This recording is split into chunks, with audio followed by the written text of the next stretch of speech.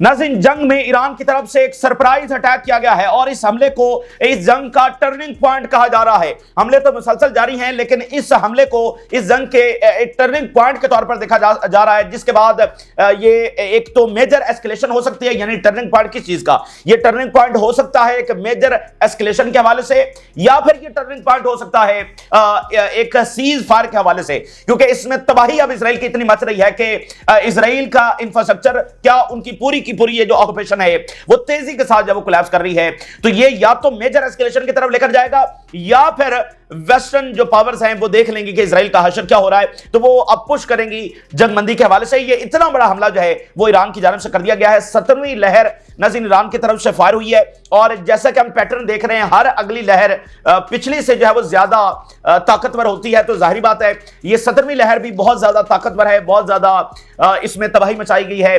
लेकिन इस 17वीं में और बाकियों में क्या फर्क है? अगर बाकी जो वेव्स हैं उसमें यानी 14 से अगर हम 15 के अंदर आए तो 2 पॉइंट्स में इजाफा हुआ, यानी हर अगली वेव में 2-2, 4-4 पॉइंट्स का अगर इजाफा हो रहा है इंटेंसिटी के हवाले से, तो जब हम 16 से अब 17वीं वेव के अंदर आए हैं तो समझ लें कि वो 2 से डायरेक्टली 20 पॉइंट्स हैं इंटेंसिटी के जिसका इजाफा हुआ। यानी इस पैटर्न में बड़ी, इसलिए इसको टर्निंग पॉइंट हमला कहा जा रहा है कि इंटेंसिटी में बहुत बड़ा डिफरेंस आया है, और इसमें जो मिसाइल इस्तेमाल हुए हैं वो नए मिसाइल हैं, और इसमें जो टारगेट हिट हुए हैं वो बिल्कुल नए टारगेट हैं। और इस हमले के बाद ईरान की बहुत ज्यादा हैबत तारी हो गई है। और मैं आपको बता दूं कि इस वक्त सूरत हाल क्या बन गई है। इस वक्त सूरत हाल ये बन गई है कि नेतन्याहू निकला था ईरान की गवर्नमेंट गिराने के लिए, ईरान में रिजीम चेंज करने के लिए, लेकिन नाज़रीन सूरत हाल ये बन गई है कि अब नेतन्याहू की रिजीम चेंज हो सकती है। ये बिल्कुल मामला उल्टा पड़ गया है। इस वक्त रियल वो क्राइसिस पैदा हो गया है, वो क्राइसिस जो वे ईरान के अंदर पैदा करना चाह रहे थे, अब रियल क्राइसिस इजराइल के अंदर पैदा हो गया है। रियल क्योस पैदा हो गया है कि खुद नेतन्याहू की जो रिजीम है वो चेंज हो सकती है। इस तरह के हालात है वो पैदा हो गए, और इस तरह का हर हमला तेजी से इस रियलिटी की तरफ जो लेकर जा रहा है कि नेतन्याहू की अब अपनी रिजीम जो है वो खतरे के अंदर आ चुकी है। और लगता ऐसा है नाज़रीन कि अब लिहाज खत्म हो रहा है, यानी वो जो रिस्ट्रेंड है वो खत्म हो रहा है, और ईरान ये खुला मैसेज दे रहा है कि ईरान के ऊपर जो एग्रेशन करेगा, ईरान के साथ टकराने वालों का अंजाम क्या होता है, ये ईरान की जानिब से खुला मैसेज है वो इस वक्त दिया जा रहा है। और नाज़रीन ईरान ने जो मिसाइल इस्तेमाल कर दिए हैं, उन मिसाइल ने नाज़रीन दुनिया को एक नया मैजिक दिखाया है, दुनिया को एक नई ऐसी टेक्नोलॉजी का मुजाहरा दिखाया है जो कि इंतहाई हैरानकुन है, जिसके सामने दुनिया के तमाम एयर डिफेंसेस जो हैं, इस प्लेनेट के ऊपर जितने भी एयर डिफेंसेस बने हैं वो तमाम के तमाम इस टेक्नोलॉजी के सामने बेबस हो चुके हैं, जो आज ईरान ने मुजाहरा कर दिया। ये बिल्कुल एक नई रियलिटी का आज आगाज हुआ है। इस तरह के वेपन्स, इसको आप कह लें कि आज ईरान की जानिब से स्ट्रेटेजिक वो वेपन इस्तेमाल किया गया है। नाज़रीन एक मिसाइल उन्होंने फायर किया है, उसमें से 26 स्मॉल जो फ्रेगमेंट्स हैं वो आगे से निकले हैं, यानी पीछे से एक मिसाइल आ रहा है, अब आगे से एक इजरायली मिसाइल आएगा, लेकिन वो जो एक है वो 26 फ्रेगमेंट्स के अंदर तब्दील हो गया है। ये दुनिया का कोई भी ऐसा एयर डिफेंस नहीं है, चाहे वो थार्ड हो, चाहे वो पेट्रियट सिस्टम हो, चाहे वो इजरायली तमाम एयर डिफेंसेस हो, ये दुनिया में कोई ऐसा एयर डिफेंस है ही नहीं जो इस चीज को रोक सके। यानी कि बिल्कुल एक नई रियलिटी, एक नया मैजिक जो है वो ईरान ने दुनिया को दिखाया है कि उनके पास इस तरह के वेपन्स भी हैं। और चूंकि इस जंग का एक डायमेंशन ये भी है नाज़रीन कि ये ईस्ट और वेस्ट की लड़ाई है, यानी ईस्ट और वेस्ट की जो टेक्नोलॉजीज है वो आपस में टकरा रही हैं। जो इजराइल है वो वेस्टर्न टेक्नोलॉजी इस्तेमाल कर रहा है, और जो ईरान है वो ईस्ट की यानी अपनी बनाई हुई टेक्नोलॉजी, जिसमें कहीं ना कहीं चाइना, रशिया और कोरिया का भी कोलैबोरेशन है, लेकिन प्योरली ईरान की अपनी टेक्नोलॉजी है। तो ये मशरिक और मगरिब की टेक्नोलॉजीज की भी लड़ाई है, जिसके अंदर वाज़ेह तौर पर जो मशरिक की टेक्नोलॉजी है उसको बढ़तरी हासिल हो रही है। उनकी एयरफोर्स जो है वो ईरान को बॉम्बिंग करने के बावजूद इस तरह से तबाह नहीं कर सकी कि ईरान अपनी ऑफेंसिव कैपेबिलिटीज उसकी तबाह हो जाएं, कि ईरान हमला ही ना कर सके। ईरान हमले भी कर रहा है और अपनी मर्जी के मुताबिक, अपने पैटर्न और अपनी स्ट्रेटजी के मुताबिक एस्केलेट भी कर रहा है। और आगे जो उन्होंने एयर डिफेंस लगा के रखा था, वेस्ट की ये ताकत का शाहकार है ये एयर डिफेंस, अब ऐसे मिसाइल फायर किए जा रहे हैं कि वो बिल्कुल फारिग हो गया। इस हमले के बारे में ये कहा जा रहा है कि इस हमले के जवाब के अंदर जो इजरायली एयर डिफेंस है वो मुकम्मल तौर पर कोलैप्स कर गया है। यानी इससे पहले वो डैमेज हुआ था, मिसाइल पेनिट्रेट कर रहे थे, कोई 20% कह रहा था, कोई 10% कह रहा था, कोई 30% कह रहा था कि इतने पेनिट्रेट कर रहे हैं। लेकिन अभी जो हमला हुआ है इसमें इजराइल का जो एयर डिफेंस है वो मुकम्मल तौर पर कोलैप्स कर गया है, और इसके अंदर जो टारगेट हिट हुए हैं उससे आप अंदाजा लगा लीजिए कि हम इसको टर्निंग पॉइंट क्यों कह रहे हैं। नाज़रीन, ईरान की जानिब से पहली बार इसराइल का जो मीडिया ऑफिस है उसको हिट कर दिया गया है। चैनल 14 ये राइट विंग चैनल है और नेतन्याहू का आप समझ लें कि ये सरकारी चैनल है, ठीक है। तो इसको नाज़रीन जब वो हिट किया गया है, कैन यू बिलीव दैट के अब मामला किस सतह के पर चले गए, वो लिहाज अब खत्म हो रहा है। उसकी वजह नाज़रीन यह है कि अभी पिछले घंटों के अंदर इसराइल की जानिब से ईरान के 5 हॉस्पिटल जो हैं उनको हिट किया गया। 5 हॉस्पिटल्स को निशाना बनाया गया है। हालांकि ईरान ने इनके कोई हॉस्पिटल को निशाना नहीं बनाया। जिस हॉस्पिटल का ये रौला डाल रहे हैं वहां पर एक मिलिट्री इंस्टॉलेशन को निशाना बनाया गया है, और वो जो हॉस्पिटल साथ है वहां पर भी सिर्फ और सिर्फ इजरायली फौजी लाए जाते हैं, सिविलियंस का कोई मामला वहां पर नहीं है। और ये रियलिटी दुनिया के सामने आ रही है कि इन्होंने जानबूझकर अपनी हसास तरीन मिलिट्री इंस्टॉलेशन, जो स्ट्रेटेजिक इंस्टॉलेशन हैं जिसके जरिए जंग लड़ रहे हैं, वो तमाम के तमाम पॉपुलेटेड एरियाज में और हॉस्पिटल्स के करीब इन्होंने बना रखी हैं, ठीक है। ये बात दुनिया के सामने है। तो ईरान ने कोई इनका निशाना नहीं बनाया, इन्होंने 5 हॉस्पिटल्स को निशाना बनाया और उनके टीवी चैनल्स को और रेडियो स्टेशन को निशाना बनाया। तो ईरान की जानिब से इनके मीडिया ऑफिस को हिट किया गया है। ये बहुत बड़ी एस्केलेशन है, ये बहुत बड़ा जो है वो टर्निंग पॉइंट है। इसके बाद एक और जो तब्दीली आज देखी गई है कि ईरान की जानिब से इनकी गवर्नमेंट बिल्डिंग्स को निशाना बनाया गया। गवर्नमेंट की जो बिल्डिंग्स हैं उनको निशाना बनाया गया है, जो इंटरनल सिक्योरिटी की बिल्डिंग्स हैं उनको निशाना बनाया गया है। तो बिल्कुल जो ये ईरान में इंप्लीमेंट करने जा रहे थे, जो प्रोजेक्ट इनका वहां पर था, अब वो रिवर्स हो गया है। वो क्योस, वो रिजीम चेंज अब नेतन्याहू का होता हुआ नजर आ रहा है। यानी आप देखिए इकोनॉमिक फैसिलिटीज तबाह हो रही हैं, गवर्नमेंट बिल्डिंग्स अब हिट होना शुरू हो गई हैं, मीडिया ऑफिसेज अब हिट होना शुरू हो गए हैं। वो वाले जो, ठीक है ना, इसका सरकारी मीडिया है नेतन्याहू का, मतलब है तो प्राइवेट लेकिन वो उनका नैरेटिव ऐसा ही है। तो ऑलरेडी वहां पर क्योस है, लूटमार हो रही है, शेल्टर्स के अंदर जो माहौल है वो भी सामने आ रहा है। और इस वक्त नाज़रीन जो हमला हुआ है उसमें हाइफा के अंदर इतने बड़े स्ट्रेटेजिक एसेट को निशाना बनाया गया है कि वो हैरान कुन है। इस हमले के अंदर हाइफा का जो सबसे नंबर 1 सबसे अहम तरीन एरिया है, सबसे महंगा तरीन एरिया है, और वहां पर इनकी स्ट्रेटेजिक साइट्स हैं और सबसे पोश और सबसे अहम तरीन, उस एरिया को इंतहाई प्रिसाइजली हिट किया गया। और वहां पर हाई राइज बिल्डिंग्स भी हैं, हाइफा की जितनी भी हाई राइज बिल्डिंग्स हैं वो वहीं पर है। तो वहां पर बिल्कुल प्रिसाइजली जाकर हिट किया गया। और एक और रियलिटी इस वक्त इजरायली देख रहे हैं। हमने फिलिस्तीन में जब बम गिरते थे तो हम देखते थे कि यानी फिलिस्तीनी वीडियोज बना रहे हैं और जो मिसाइल हैं, जो बम हैं, वो उनसे चंद मीटर के फासले के ऊपर गिर रहे हैं। आप ये वीडियोस देखते थे, या फिलिस्तीन में भी देखते थे, लेबनान के अंदर भी देखते थे, ईरान में भी अब आप देख रहे हैं, यमन के अंदर भी देख रहे हैं कि बिल्कुल यानी यहां पर लोग खड़े हुए हैं और बिल्कुल 7 चंद मीटर के फासले के ऊपर बम गिर रहे हैं और वो लोग भाग रहे हैं और यानी वो आंखों से वो मिसाइल गिरते हुए देख रहे हैं। ये फिनोमेना पहली बार इसराइल के अंदर देखा जा रहा है। ईरान कर तो मिलिट्री इंस्टॉलेशन को हिट कर रहा है, लेकिन यह बात मैंने आपको बताया कि वो पॉपुलेटेड एरियाज के अंदर है। तो जो इसराइली हैं वो उन मिसाइलों को अपनी आंखों से गिरते हुए अपने से चंद मीटर दूरी के ऊपर देख रहे हैं और उसकी जो धमक है, जमीन ऐसे हिल जाती है, वो जो जलजला है उसको महसूस कर रहे हैं। किसी बिल्कुल अगर साथ को वीडियो बना रहा है तो उसकी जो विंडो है उसके शीशे टूट गए हैं और एक जलजला वहां पर बर्पा हो गया है। ये सारा वो पहली बार फेस कर रहे हैं। इससे पहले 77 ईयर्स के अंदर जितने भी इनके साल हो गए हैं उसमें इन्होंने एक बार भी फेस नहीं किया ये वाला फिनोमेना के सामने वो मिसाइल गिरते हुए अपने उन खास तरीन एरियाज में वो देख रहे हैं। यही बस इजराइल है, उसकी बिल्कुल जो आप कह लें कि रूट्स हैं वो हिट कर दी गई है।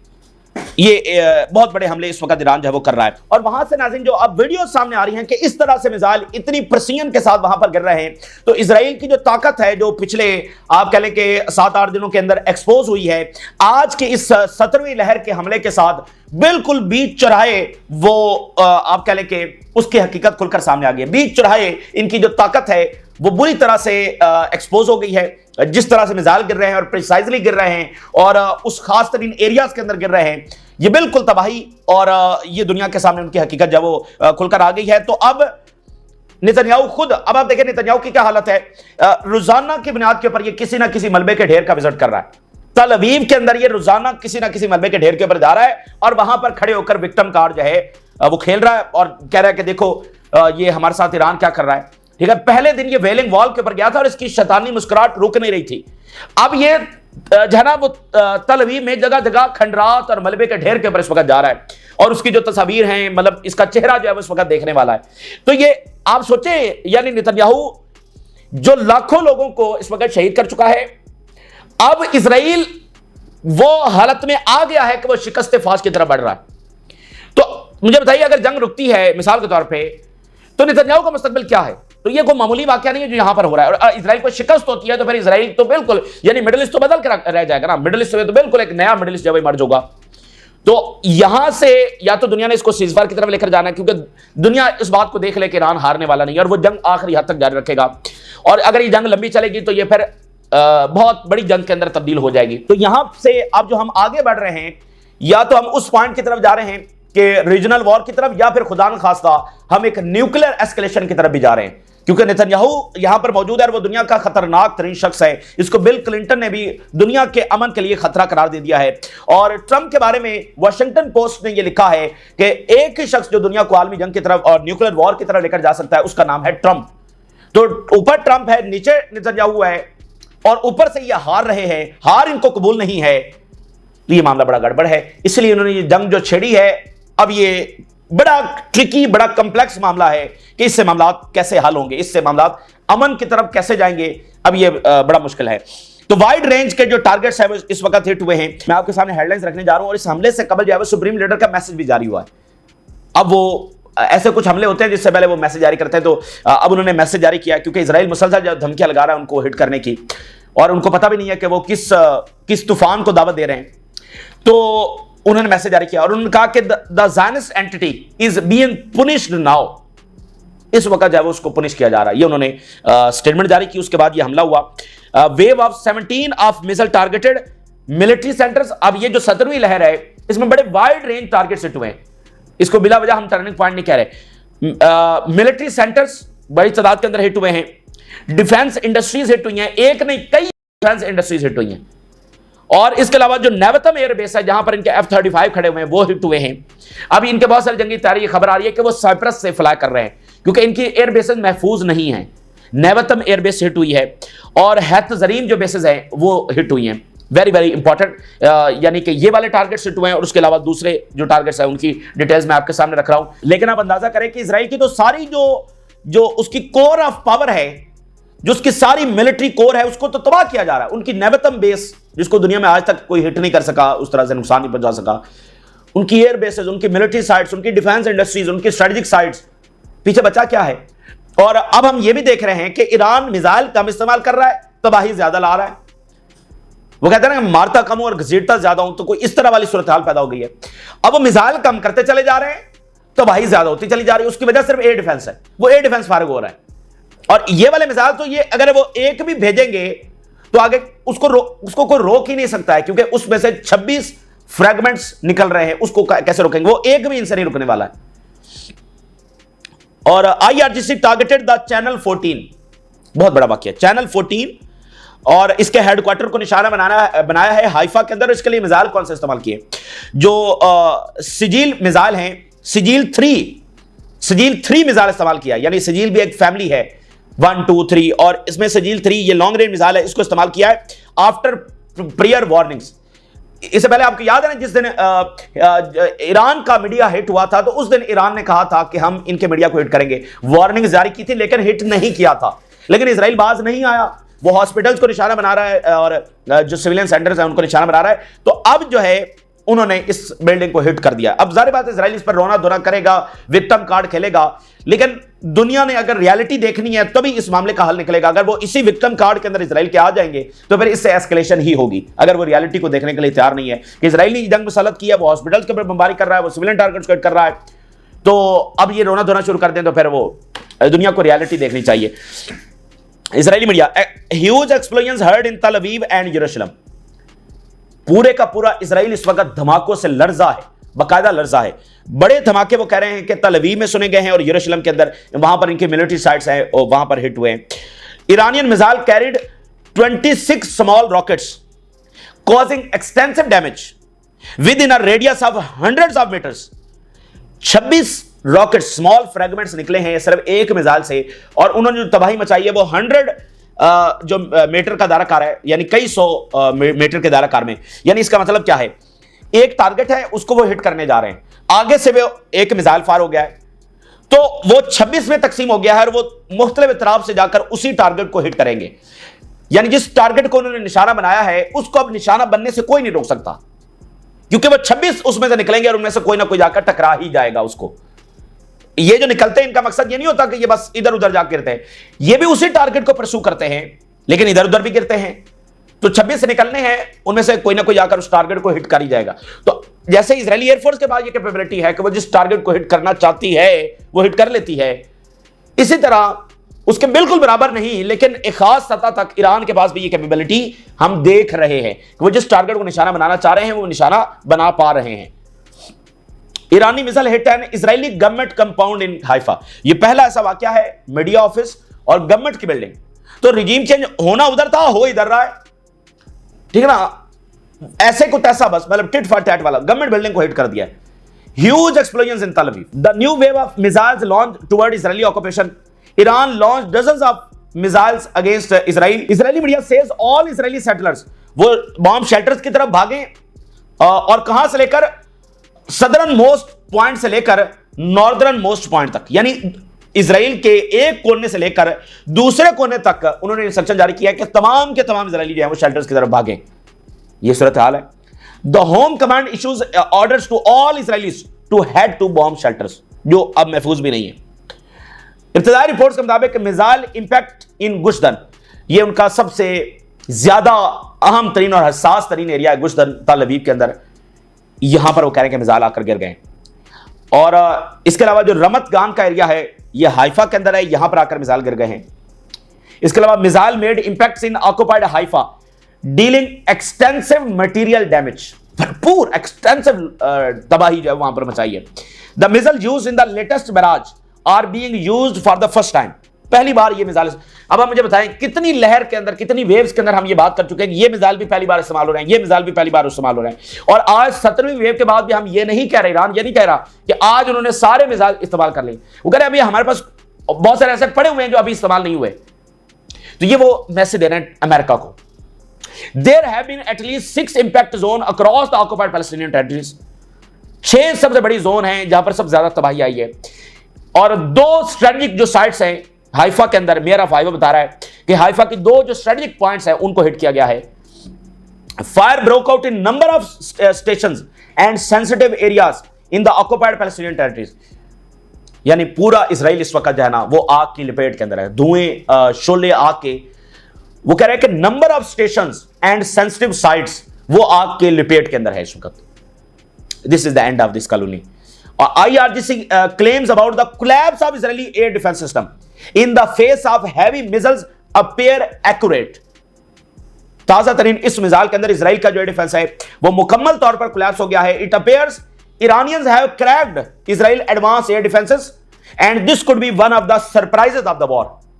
देखें जिस दिन अगर उनका एयर डिफेंस मुकम्मल कोलैप्स कर जाता है या आप कह लें कि वो 70% कोलैप्स कर जाता है, तो बिल्कुल अगर उनका डिफेंस काम कर रहा है तो इतना नुकसान हो रहा है, अगर वो कोलैप्स कर गया तो फिर क्या होगा। Siren sounded all over Israel amid 17th wave of Iranian retaliation. Reports of rockets falling in areas of Gush Dan, यरूशलेम and Haifa. Targeted building in Haifa is an Israeli ministry of interior and it is completely destroyed.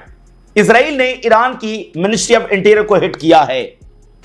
तो ये 2 दिन पहले उन्होंने hit किया था, आज वो लिहाज बिल्कुल खत्म हो रहा है और आज उन्होंने इंटीरियर मिनिस्ट्री की बिल्डिंग को हाइफा में हिट कर दिया है। तो ये कोई आसान चीज नहीं है जो यहां पर हो रही है, यानी यहां पर हम एक नई रियलिटी का आगाज देख रहे हैं। भाई इजराइल को सबसे बड़ा घमंड यही है ना कि वो तो हिट कर लेगा, लेकिन किसी के पास ये सलाहियत नहीं है कि वो इन बिल्डिंग्स को आकर हिट कर सके। तो यही बस इजराइल का खात्मा है, बस यही है, इसके आगे और क्या है। बस इनको हिट करना था, दैट्स इट। तो और वो हिट हो गई हैं। इसके बाद अब ये किधर जाएंगे। ये ईरान के अंदर जो न्यूक्लियर साइट्स हैं उनको हिट कर रहे हैं, उससे रेडिएशन निकलने का खतरा है, उसका जवाब भी ईरान ने दिया है। उन्होंने जो हाइफा के अंदर जो हिट किया है वहां से वो कह रहे हैं कि leakage of hazardous materials following the recent Iranian missile attack, वहां से जो मेरे ख्याल उन्होंने जो यहां पर केमिकल प्लांट्स हैं उनको हिट किया है। तो उससे जो हजार्डियस खतरनाक तरीन जो मटेरियल है उसकी लीकेज हो सकती है। तो ये मतलब इजराइल को बिल्कुल उसकी जुबान के अंदर जवाब दिया जा रहा है। उसको सारी दुनिया कह रही है कि वहां से रेडिएशन निकल सकती है। तो फिर उन्होंने आज केमिकल प्लांट्स, मेरा ख्याल है यहां पर केमिकल प्लांट्स ही हैं जहां से ये निकल सकता है मटेरियल, तो आज उन्होंने उसको हिट कर दिया है। और वो हॉस्पिटल्स को बम कर रहे हैं और उनके मीडिया को बम कर रहे हैं, उन्होंने जवाब में ये भी हिट कर दिया है। वो गवर्नमेंट बिल्डिंग्स को हिट कर रहे हैं, आज उन्होंने ये भी कर दिया है। आज देखे ना कि उन्होंने ये 9वां दिन है जो उन्होंने ये इकदाम उठाया है, तो 9 दिन उन्होंने इन बिल्डिंग्स को हिट नहीं किया है। तो अब ये इसका मतलब है कि हम किसी और स्टेज के अंदर, अग्रेसिव स्टेज के अंदर दाखिल हो गए हैं। Precise hits on the Tel Aviv and Beersheba demonstrate the growing offensive power of the Iranian ballistic missile. Iranian power का ग्राफ बड़ा है और अभी वो लम्हा आना है जब ईरान अपनी अल्टीमेट पावर का इस्तेमाल करके दिखाएगा, अल्टीमेट पावर का इस्तेमाल करके दिखाएगा। अभी वो लम्हा नहीं आया है, तो उनकी जो ग्रोइंग पावर है उसको हम देख रहे हैं। और आज के इस हमले में मजीद उस पावर में इजाफा हुआ है। Mayor of Haifa, I feel deeply depress, the Iranians have bombed 2 strategic sites. जब गजा पर बॉम्बिंग हो रही थी तब तुम डिप्रेस नहीं हुए? जब यहां पर ईरान पर हमला हुआ तब तुम डिप्रेस नहीं हुए? जब 8 सेंटर्स के ऊपर हमले हो रहे हैं गजा में तब तुम डिप्रेस नहीं हुए? आज तुम बड़े डिप्रेस हो। The state has not taken us into consideration for long time and now strategic sites in the city are being destroyed. तबाह हो गई इजरायली, हाइफा का मेयर कह रहा है। 6 rockets landed in various locations across Israel, extensive damage in central Israel. Israeli media, Iranian missiles landed in several locations across Israel। ये जनाब इस वक्त की सूरत हाल है और अब आपके सामने है जो इस वक्त मामला बन रहा है। तो जब वो पॉइंट आएगा कि इजराइल बिल्कुल ढेर होने के करीब है, तो वो बड़ा क्रिटिकल टाइम होगा। वो एक ऐसा टाइम होगा जो न्यूक्लियर एस्केलेशन की तरफ भी लेकर जा सकता है। वो एक ऐसा टाइम होगा जो सीज फायर की तरफ भी लेकर जा सकता है। वो एक ऐसा टाइम होगा जो अमेरिकी इन्वॉल्वमेंट की तरफ भी लेकर जा सकता है। तो इसलिए काफी खतरनाक मोड अभी आगे आने हैं। लेकिन ईरान तय कर चुका है कि fear is no policy and surrender is no option. ये उनकी पॉलिसी है, वतन या कफन, बस उनकी ये पॉलिसी है। तो ये इस वक्त की ताज़ा तरीन सूरत हाल जो आपके साथ शेयर किया, आपने राज रोगा करें। इजाज़त दीजिए, अल्लाह हाफिज़।